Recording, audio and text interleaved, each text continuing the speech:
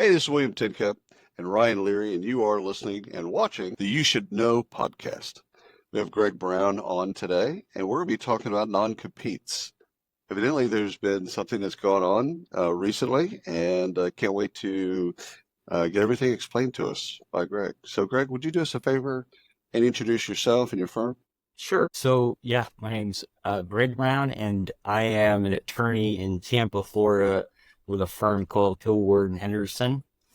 And for almost my entire inglorious 30-year legal career, I've handled what I would call sort of roughly business divorce cases, a lot of which have to do with restrictive covenants or non-competes. So done a bunch of So that that's a work. specialization within specialization right there, because normally there's Yeah. corporate law, and people can kind of handle a lot of things in there, but corporate divorce, that's actually a good way to think about it Well, because it is yeah, technically it is whether one way or another, whether or not it's for cause or whether you choose or they choose, it's a divorce. that's It right. does it doesn't really matter.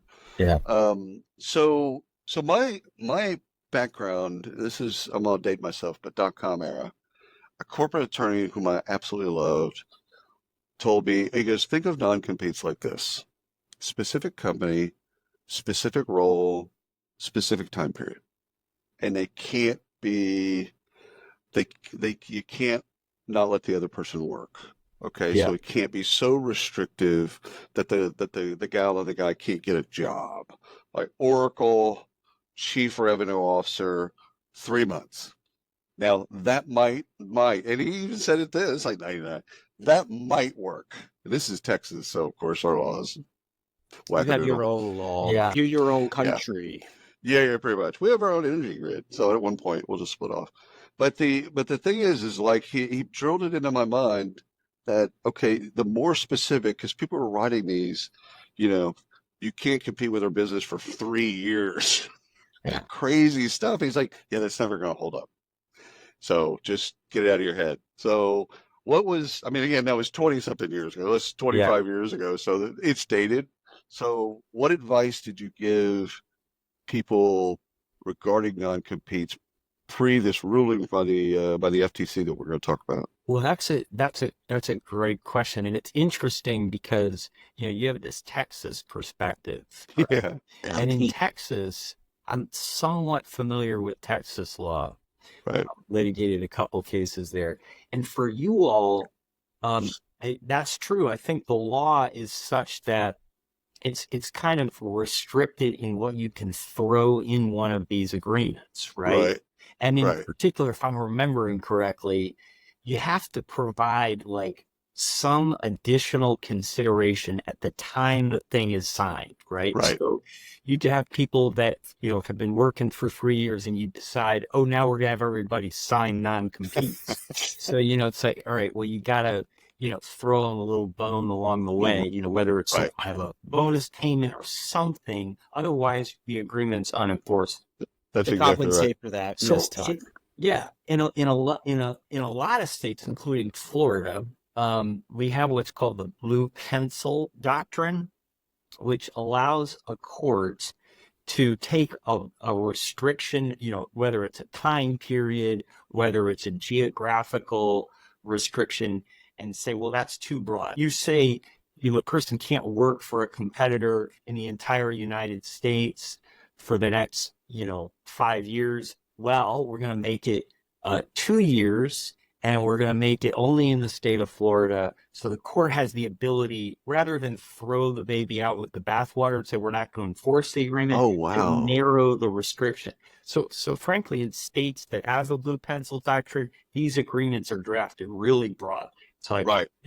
as much time as you can possibly get, as much Right, scope as you can possibly get, and then, knowing that the court can kind of right. reduce that. Wow. That's what I find fascinating about that is then you let the courts decide on which ones they restrict, or if they go back and kind of rewrite each one of them, there's still going to be restrictions. They don't throw out the non-compete. That's right. That's right. But Wow. these, so these things, it's so interesting. Like, and even we'll talk, obviously we're don't want to kind of bury the lead here, but we'll talk about this new FTC rule. But there's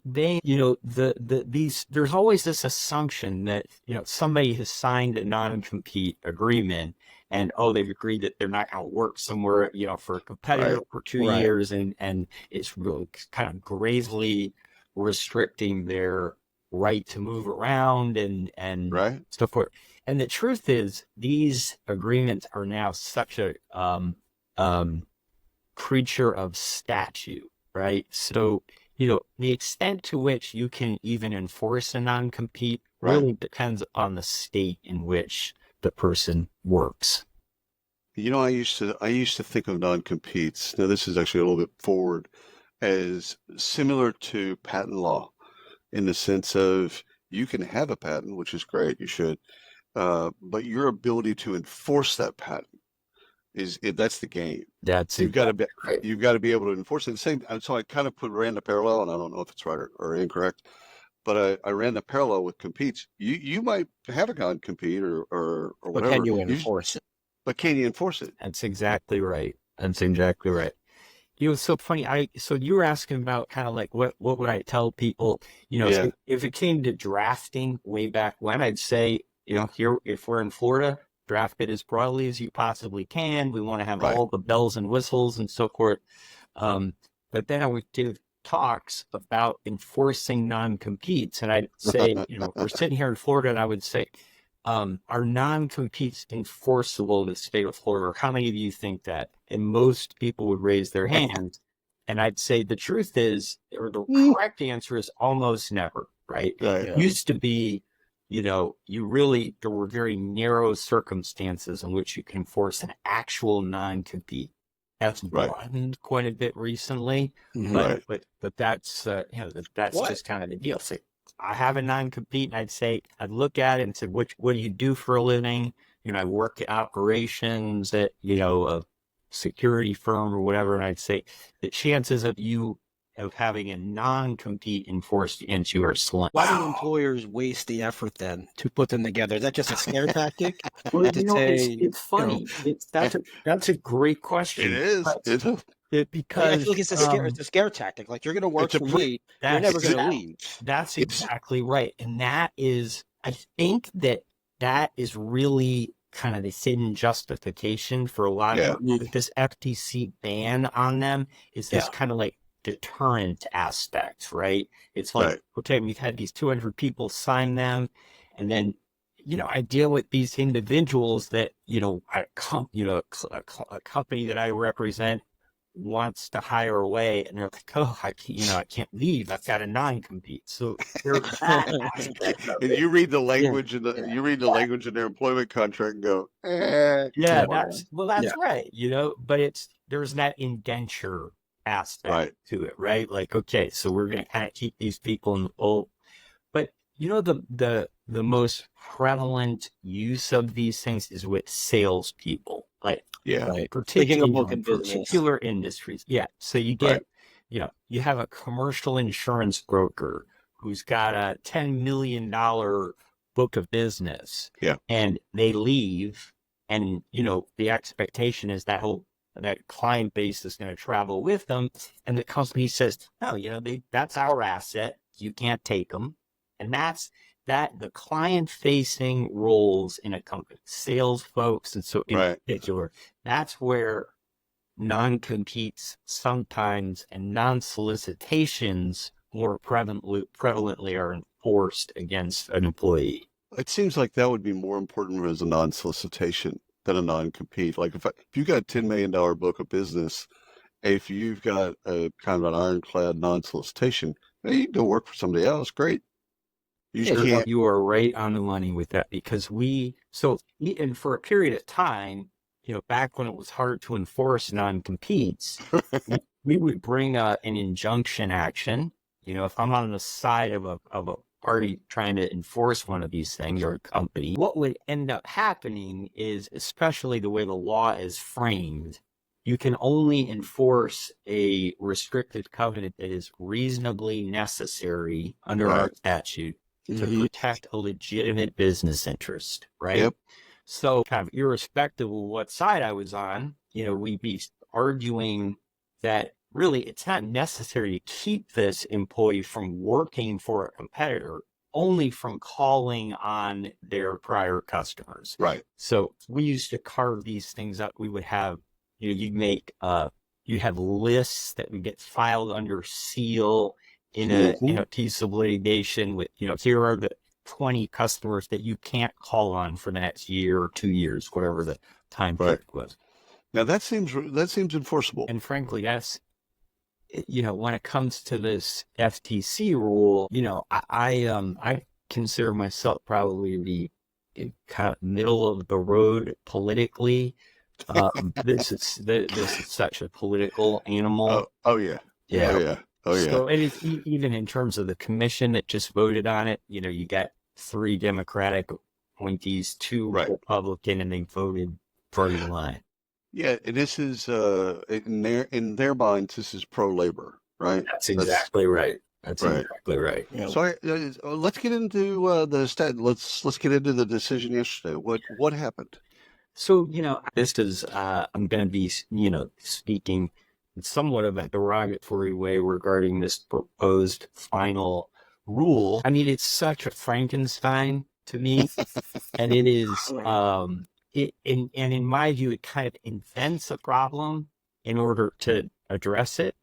So the whole premise is, and there's even, if you look at some of the early papers that were published by the FTC in connection with the proposed rule back in January of 20, the justification was like, look, we got these very low-level employees, and they use the example of a security firm, where the actual security guards had to sign non-competes, and they were trying to enforce the non-competes against the security guards. Well, in my experience, 30 years of doing it, that never happened. No, this is executive level. That's exactly right. That's exactly right. So for example, I there's a lawyer, particularly aggressive guy, and I have clients that. One of whom was a major league baseball manager who got together and they created this kind of high-end pizza shop or restaurant. Right. Hired away these 2 pizza cooks or chefs from this smaller pizza place. And I ended up getting this nasty lawyer letter, from this guy's like, we're going to sue you pizza guys because these pizza guys have signed non-competes. Oh my goodness. Do you ever, because I've been sued. I don't know if Ryan's been sued. Yeah. I think it's one as an entrepreneur, there's 2 things that makes you an entrepreneur. At one point, you have to be sued. Right. And the other part is you have to put payroll on a visa. Yeah. Do you, and I've gotten those really, really aggressive letters. In fact, I got a cease and desist from Salesforce. Yeah. At one point by Mark Benioff. But do y'all ever get intimidated by the language, or is it just kind of You mean those letters? Yeah. Like the letters that he. You mean the letters that he writes? No, he doesn't. Right. Yeah. Come on. Defending a non-compete against pizza guys. All because he put the cheese on clockwise. Right. Exactly. Oh my God. What's the So no. So the example that they put forth is just it's kind of a BS example. Now, if they would have started with, hey, a VP of sales of an insurance company, like we said, he's got $50 million book of business. Right. Okay. Now that's a legit that happens day to day. Fair enough. Right. But they didn't. They decided. Is that because of labor? Is that because of unions? Well, I mean, I just think it's just this is such a political creation that. So let's think about this, okay? So what is the FTC? It's this condition that's designed to, in connection with the Sherman and the Clayton Acts, to break up monopolies and prevent all kinds of anti-competitive behaviors. So the FTC relies in large part on Section 5 of the FTC Act that is designed to prevent unfair methods of competition affecting commerce, right? So there it is. So I think... But isn't that company level, not individual level? Well, that's the thing, is like, you have to first, like, this is what I think will be a kind of a principal basis of the challenges today. Right. Does the FTC have any jurisdiction or mandate to actually, enter the fray here? Because so you'd say, all right, well, assuming that these are agreements that are really only enforced against kind of high level salespeople or folks with some, executive function, is it legitimate to protect your, your customer base and that was in part created using your resources over the course of time, and is it unfair competition to say, we're not going to let somebody just take their, ball and go, play for somebody else, at least Right. not right away. So that to me is kind of gets back to this idea of we're inventing a problem so that we can address it. And now there's all these, in my view, unenforceable or will be ridiculously hard to enforce carve-outs in this proposed rule for I'm trying to remember how they phrased it. In a proposed rule, senior executives.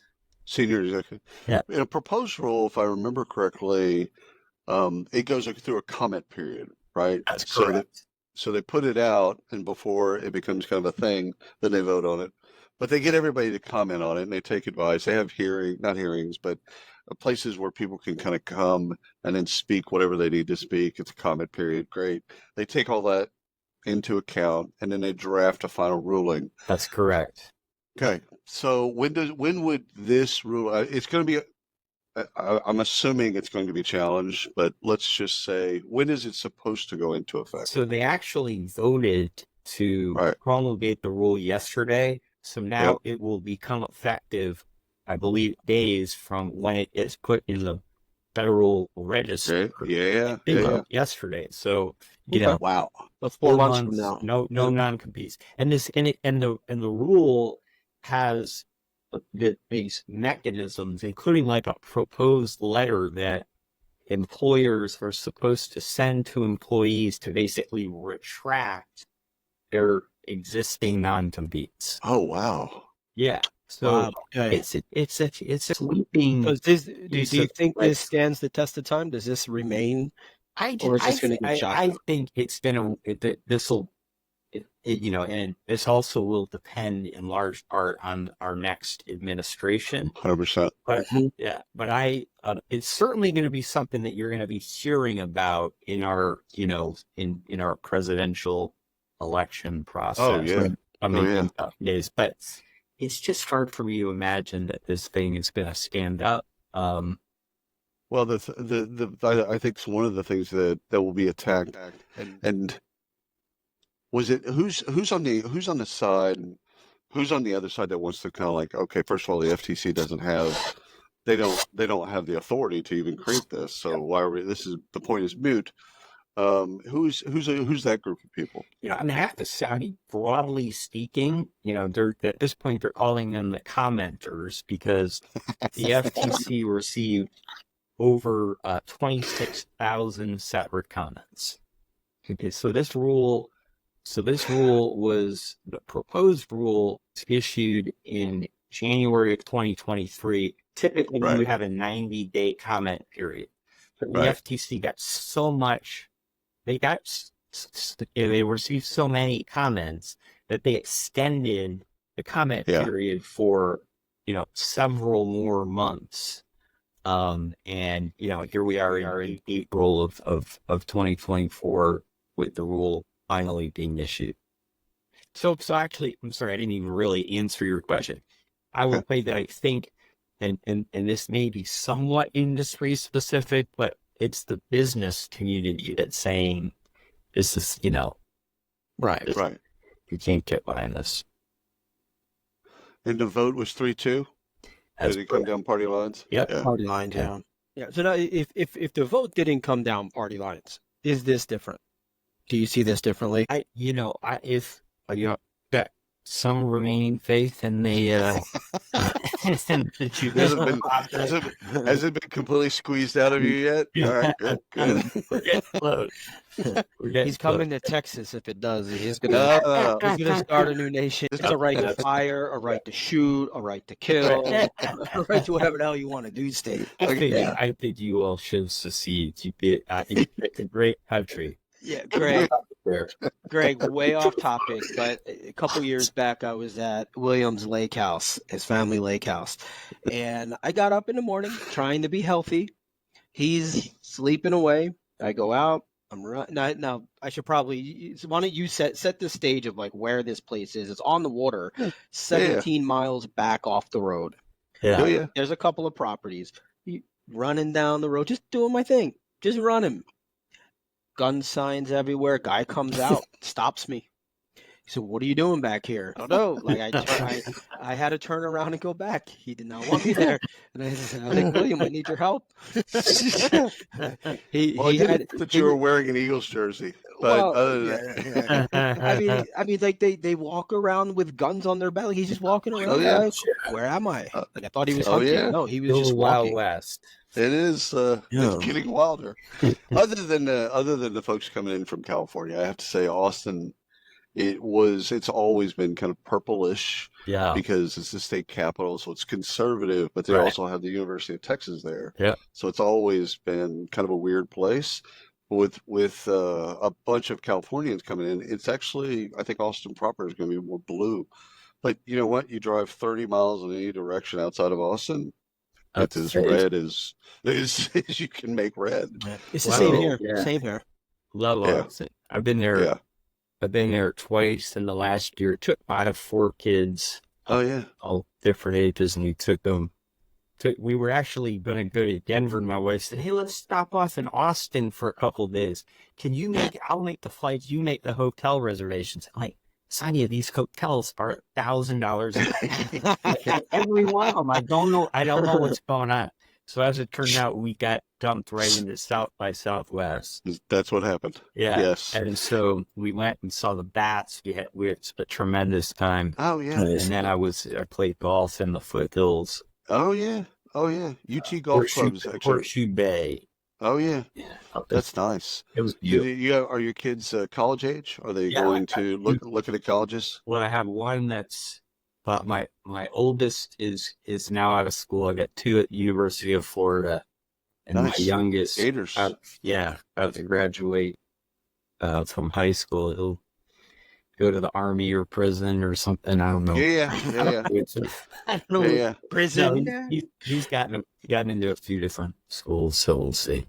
Oh, that's funny. Yeah, my oldest is making his decision this weekend. Oh, It's really? either Texas A&M, the core, Yeah. or VMI.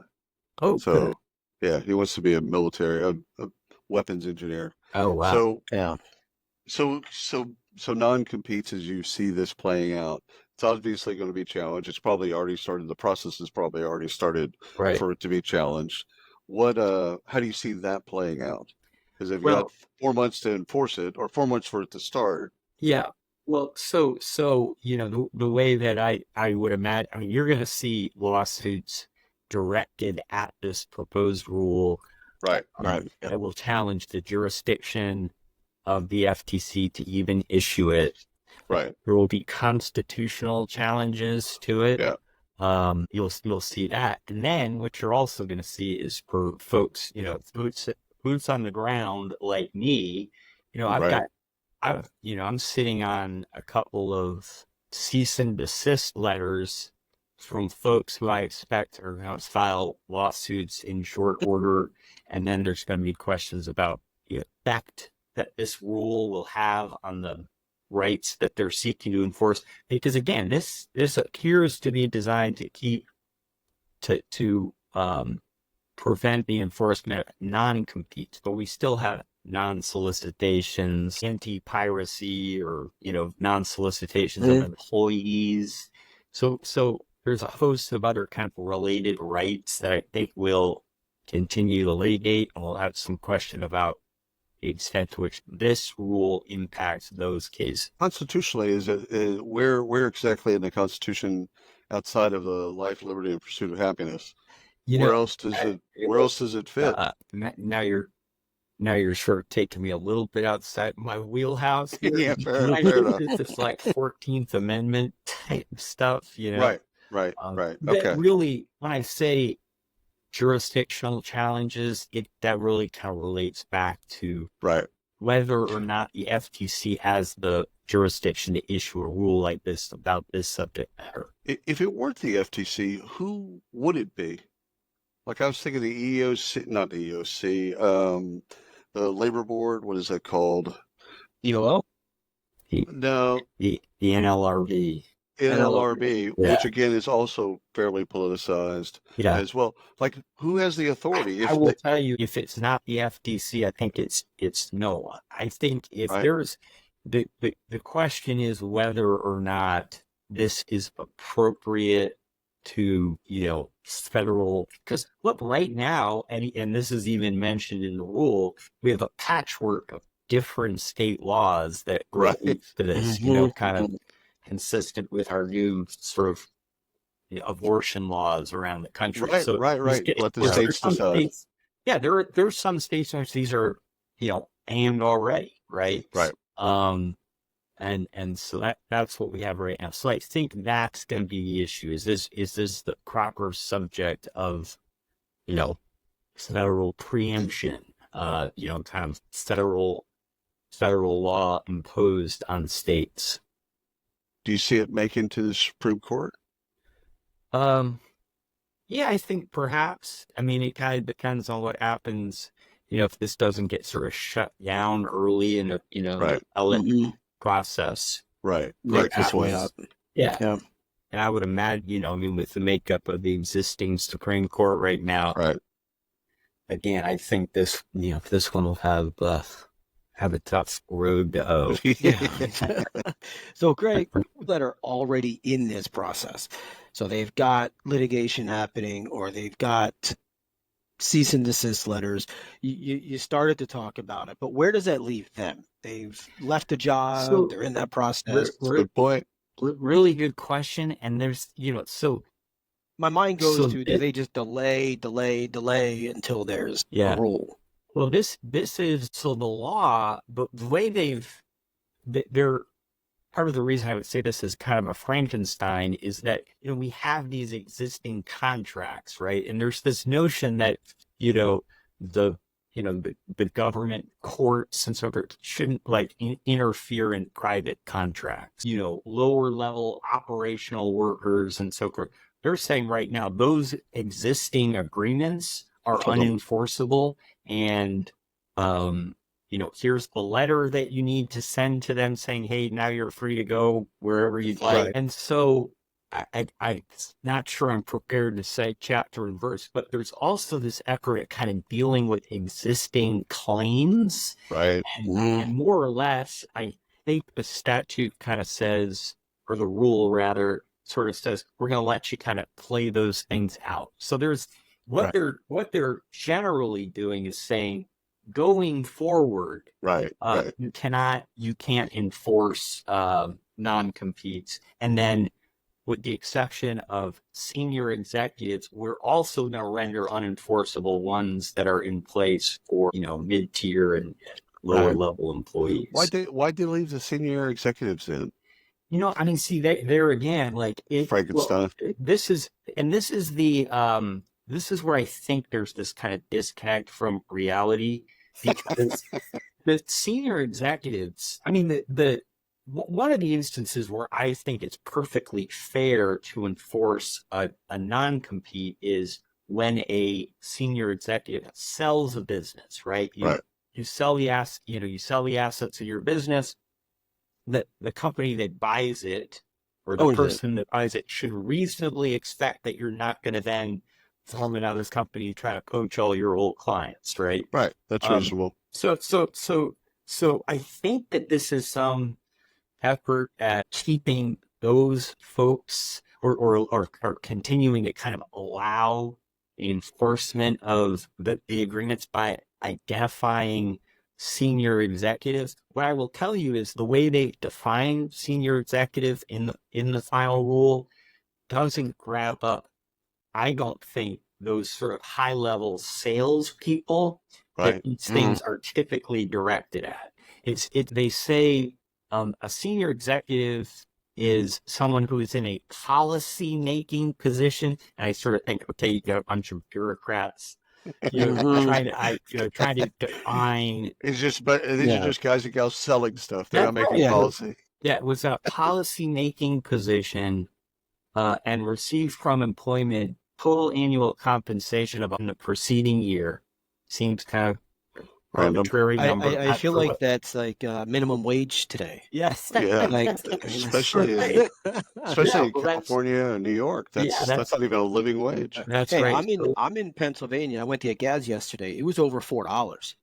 I did not get gas. I said I'm not doing it. I'm waiting Not just until I'm gonna have to go grocery shopping to get my 10 cents off a gallon because I'm not paying it. yeah, And I Yeah. waited. that's fair.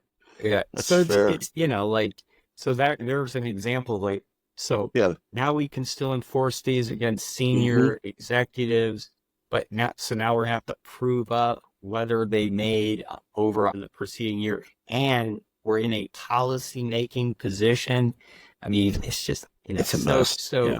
it's going to be the Wild West when it comes to who can be bound by Yeah. one of these things and to what extent. So William, this is why I was never going to be a lawyer, because one is too complicated. Two, I just want to shake hands and say, yeah. "Hey, man, it Fair. didn't work out. I'm out Yeah. of here. Goodbye." Deuces. Yeah, like Who's celebrating today? Who's if you're guessing, who's celebrating the ruling? I guess that's a great question. I guess labor Right. is celebrating this ruling. Now, again, in my view, that would be incumbent upon, there being these swaths of people who are like, I signed a non-compete.